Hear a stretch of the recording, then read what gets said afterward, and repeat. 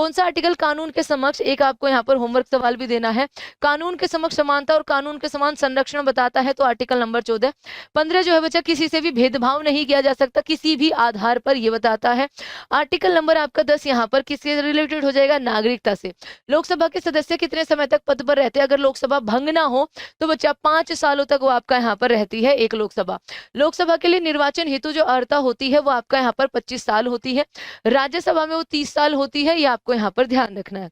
आगे देखिए, लोकतंत्र में चौथा स्तंभ किसे कहा जाता है, जो आज के समय पे बच्चा आपका डगमगाया हुआ है, जुडिशरी तो नहीं होगा, मीडिया, आपका यहाँ पर मीडिया को चौथा स्तंभ कहा जाता है ना। आगे देखिए, संसद के संपत्ति के अधिकार को मौलिक अधिकारों की सूची में किस संशोधन द्वारा हटा दिया गया था, तो बच्चा ये 44वां संविधान संशोधन था, 44वां संविधान संशोधन 1978, मोरारजी देसाई की आपका यहाँ पर सरकार थी, जिसमें आपका यहाँ पर एक तो जो अशांति के कारण इमरजेंसी लगी थी, आंतरिक अशांति को सशस्त्र बल में बदला गया, और इसमें यहाँ पर आपका ये संपत्ति के अधिकार को कानूनी अधिकार बनाया गया। मुख्य चुनाव आयुक्त की नियुक्ति जो है वो आपका यहाँ पर प्रेसिडेंट ही करते हैं, अभी के लिए ज्ञानेश कुमार है। आर्टिकल आपका 324 में आपका यहाँ पर चुनाव आयोग का जो गठन होता है 25 जनवरी 1950 को यहाँ पर गठन होता है।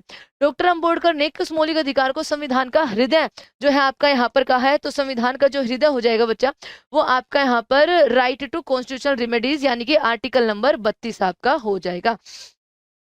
भारत में मतदाता की न्यूनतम आयु बच्चा आपका यहाँ पर 61वां संविधान संशोधन होता है और 18 साल कर दी जाती है, 21 साल पहले आपका यहाँ पर रहती है।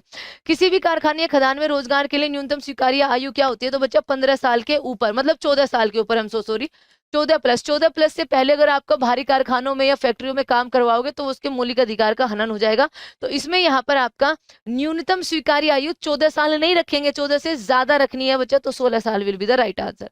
विधि का शासन किस देश के संविधान से लिया गया है, तो विधि का शासन जो है ये आज का आपका देखो लास्ट क्वेश्चन है बच्चा, आपको बताना है कि विधि का शासन, रूल ऑफ लॉ जो है वो किस देश के संविधान से लिया गया है, ये आपको कमेंट बॉक्स में इसका आंसर करना है। And thank you so much बच्चों।